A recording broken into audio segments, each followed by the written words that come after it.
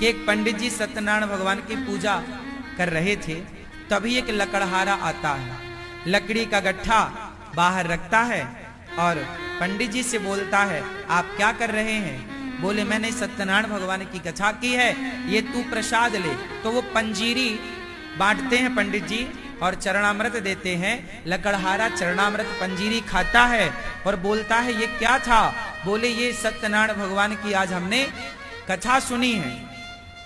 तो लकड़हारा बोला, क्या मैं भी सुन सकता हूं? पंडित जी बोले, श्योर, क्यों नहीं। तो लकड़हारा अपने सिर पर लकड़ी का गट्ठा रखा और उसने सोचा कि आज मुझे जो भी पैसा मिलेगा उससे मैं सत्यनारायण भगवान की कथा सुनूंगा। उस लकड़हारे ने क्या मन बनाया कि आज जो भी मुझे पैसा मिलेगा उससे मैं सत्यनारायण भगवान की।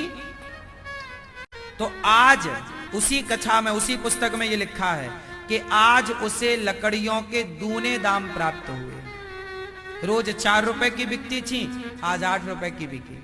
आज उसे दूने दाम क्यों मिले? क्योंकि आज उसका उद्देश्य कुछ और था। आज उसका उद्देश्य ये नहीं था कि इस पैसे से मैं पेट भरूंगा, परिवार का मैं खाऊंगा।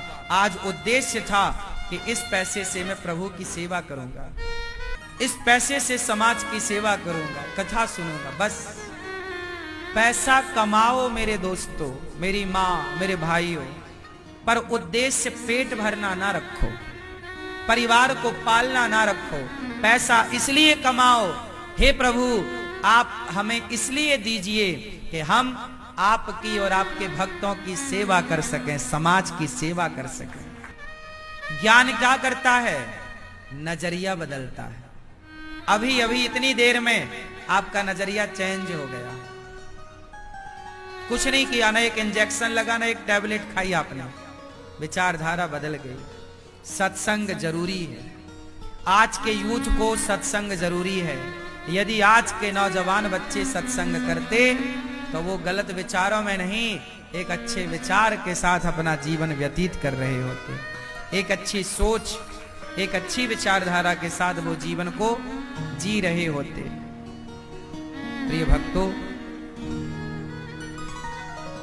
आप सबसे मेरी इतनी ही विनती है, प्रार्थना है कि आप भी अपना नजरिया बदलिएगा। और भागवत क्यों सुननी चाहिए? नजरिया बदलने के लिए। बिना सत्संग के, लिखा है, बिनु सत्संग विवेक न होई, और राम कृपा बिनु सुलभ ना सोई। बिना सत्संग के विवेक नहीं हो सकता और बिना विवेक के ये विचारधारा नहीं आ सकती। आप सब लोग कह रहे हैं कि हमने भगवान को नहीं देखा, तो फिर मंदिर क्यों जाते हो? किसे देखने जाते हो? देखो,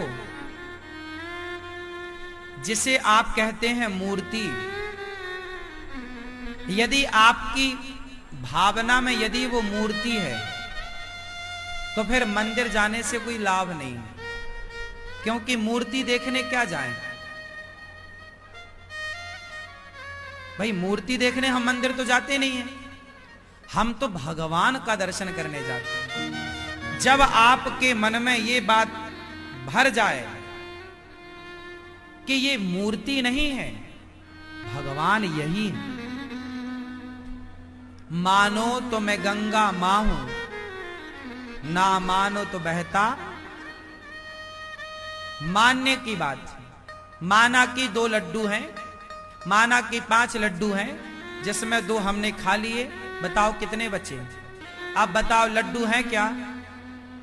लेकिन उत्तर सही आया, नतीजे पर पहुंच गए।